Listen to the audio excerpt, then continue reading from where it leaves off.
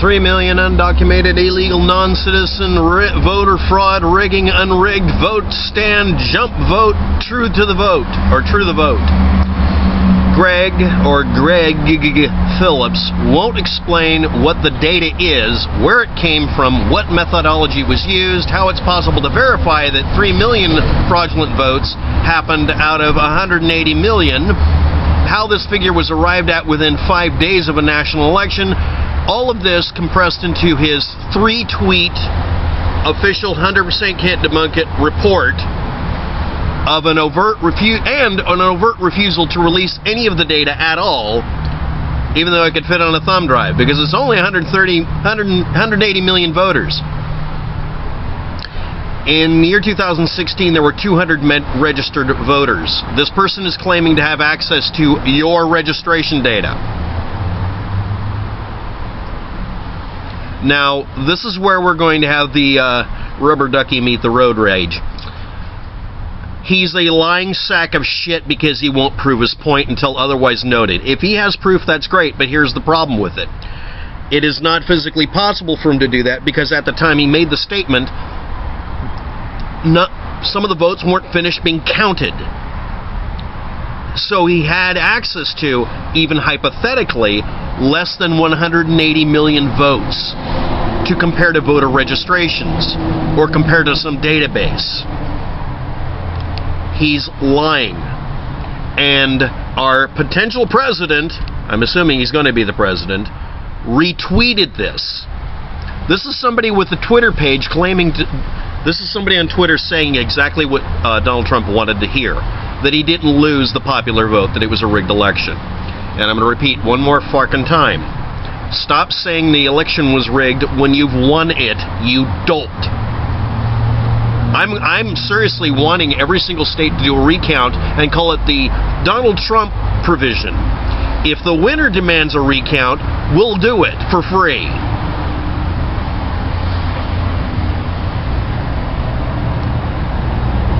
Reddit, 4chan, Twitter, Blogspot, WordPress. These are your database sources when you make these claims. Okay. 90 million people didn't vote during this election. Guess what form of voter tampering is not illegal? A billionaire paying a bunch of people not to vote. We have proof 90 million people probably didn't vote. You'd only have to tip the scales a little bit by looking for all the liberals that are desperately needing a house to live in and pay them, hey Trump, next election, pay me money not to vote for you. Dear every idiot who is incapable of comprehending that their battle plan they had because they thought Trump was going to fail, they need to stop doing it because they keep claiming this election was rigged when their guy won.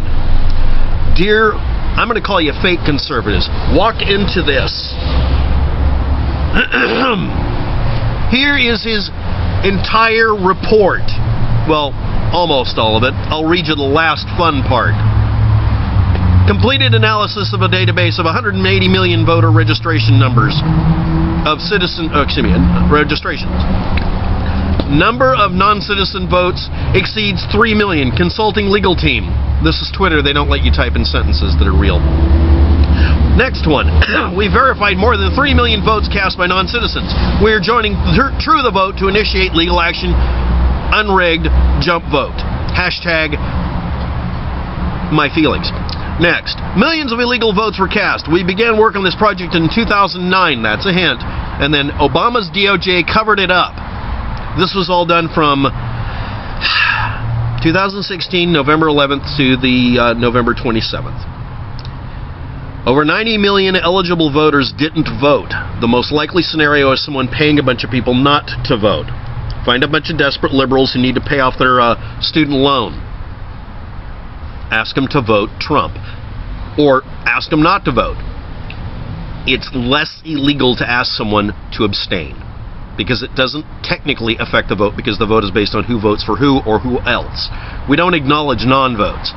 By getting rid of a bunch of people... Yeah, I'm literally coming up with a conspiracy theory that is actually plausible is doable by one of the richest people in the country, because he keeps saying he's rich and would be cheaper and would have less risk of getting arrested for each person. They're not losing anything, they're just refusing to vote.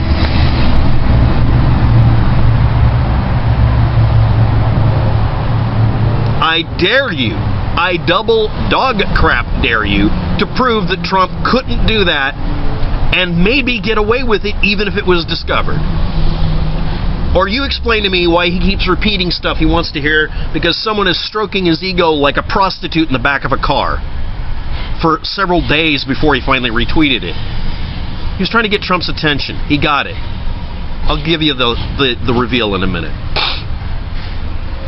Greggy, the Greg Master Phillips, is not affiliated with Vote Fraud website or, well, anyway, he is a former Texas Health and Human Services Commission official, a former finance director for the Alabama Republican Party, also served as an executive director for the Mississippi Republican Party, was managing director of a super PAC that supported Newt Gingrich's 2012 campaign for president, and from 2003 to 2004 he played a role in shaping the 2003 bill to privatize large parts of a state's social safety net, and by 2005 he was beset with allegations of cronyism stemming from contracts signed at both HHSC and the Texas Workforce Commission.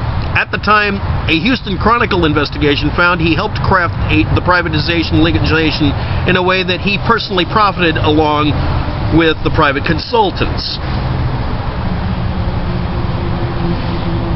This is the person that's being quoted by these asshats who keep saying, what about all the illegal and dead voters? This person is claiming to have had access to all this voter registration data. He's a complete unknown item. He's probably a conspirator somewhere. Who knows? He's been accused of stuff. He actually has a checkered past, but he's not really been arrested or anything as far as I know, unlike a lot of people I've been reviewing. And he claims to have had access to information before it was physically available at all. I'm guessing he did the Florida method. Department of State created a list of 182,000 potential non-citizens by looking up their driver's license database and their voter registration data. Please understand that some people don't drive, but they register to vote because they're young people, and some old people don't have driver's licenses anymore because they can't drive, but they still vote. What could possibly go wrong in Florida, which was a swing state and an Al Gore-ish thing? That number was whittled down to 2,700 people out of 182,000, then to about 200 before the purge was stopped. See also the movie Purge. And ultimately only 85 people were removed from the voting rolls, including a Brooklyn-born World War II vet who was obviously a citizen. State officials began a second attempt at purging in 2014. The idea is to force you to have to re-register and have to show your ID and all this kind of stuff. Fine. But abandoned that effort too among criticism the data was flawed given the number of false positives and insanely angry people. And some states, they just do this for the purge right after you've registered but before you can vote so that you can keep from being voting. It's called disenfranchisement. It's called stacking the deck. This is the actual voter. It's not voter fraud. This is election fraud. The state of Florida was guilty of purging the rolls specifically to get rid of people they didn't want voting. And oops, they hit a Brooklyn-born World War II vet. You're preventing veterans from voting. You're preventing young people from voting if they don't have a legitimate driver's license. Okay. You're preventing old people from voting if they lose their license? Yeah. There's several reports about this. They got lambasted because everybody who got disenfranchised legally had the right to sue the state, and they did. Or at least they thought about it. There's a lot of scuttlebutt on that. Would Greg Phillips use a similar method that's fraught with peril and stupidity? Which is being considered to be something in the state of Oregon. There's a move to make it illegal to use this method because it's notoriously useless and takes voting rights away from people who simply don't have a card. See all those homeless vets on the street. Oh, we don't want the poor people voting. People who live in cities sometimes don't own cars. They use mass transit or they bicycle everywhere like I do. Take my voting rights away from me. I'll slug you right in the gut. No, I'll aim low. Don't aim high. Aim low.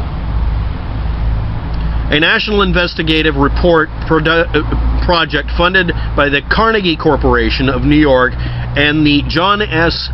and James L. Knight Foundation from 2000 to 2011, over a 10-year period of time, found 56 cases of non-citizens attempting to vote from Europe, because they didn't know you didn't have the right to vote here because they're from the European Union and they just figured you could vote wherever you are, because many countries actually do that. We only do that in a couple of counties in the United States, and it's only for local elections. And oh yeah, and those were local elections for mayor and the dog catcher. Okay, so it goes from 3 million illegal aliens, Mexicans, it's always Mexicans, can't be some guy named Sven, or a Frenchman, or Canadians. Goes from 3 million people down to 182,000, down to literally 85 people, including a Brooklyn-born vet that was denied the right to vote in the state of Florida. Down to 56 cases from Swedes or something. Now we're going to get to the comment of the day. I'm an eyewitness to voter fraud. Did you call the police? Did you farm a report? Did you video and audio record? Did you actually have it investigated? Or were you just harassing people, which is what happened at a bunch of voter poll locations, and they were physically tackled and removed because they were trying to prevent people from voting because they looked liberal? It's fun socking a Nazi in the nuts. A Nazi. 2008 in Carolina, the Democratic National Convention was soliciting teenagers to register as Democrats. Once you turn 18, you can vote, right? You knew that, right? You know that, right? You know lots of people look younger than they're supposed to look. Did you actually confirm this? Okay. It's a swing state. Who cares? Obama should never have won. He won in a landslide, and you're arguing with, okay, fine. He literally won the popular vote, and okay, go ahead, yeah. They got all their information so they could commit voter fraud. Really? It's not like they're getting their voter information to confirm they have the right to vote, which is what's being asked. Oh, when we ask someone for voter information to confirm they're a voter, we're really just rigging it so we can copy it, right? They don't even check IDs in North Carolina. No, they don't. They ask you to show that you have a registration card, or like I did in the city of Portland, I had it sent to a specific location. Well, when I voted for Obama. This time I went to the polls, mechanically. Punch a Nazi. And other states don't check IDs either. It's been proven already by WikiLeaks and other freelance investigative journalists that voter fraud exists. And yet you left no link and didn't tell me of anything that was useful. You sent me to Project Veritas, which is run by a person who flat out lies enough that no one would... He can't take the oath to do a court case because no one... They'll laugh him out of the room. Come on. Dead people are voting. Again with the dead people. Okay, I'll cover that next. So anyway, 3 million undocumented, illegal non-citizens, non-humans aren't actually accused of voting because no one will produce the data. This is my complaint. Why won't you produce proof? Why do you complain when we ask you how you got the data? Why does someone claim to have 180 million people's uniquely identifiable private information he shouldn't have access to, but won't tell us how he got it? Maybe he's violating federal law. And what's with this 90 million people not voting, and nobody's saying that maybe someone paid them not to vote so that they could win because they have a half ton of money they can throw away? One of these is slightly plausible, and I don't believe it either. The others are completely insane. Debunked, shot in the head, and crapped upon. Thanks for watching. Have a good day. Good luck with that.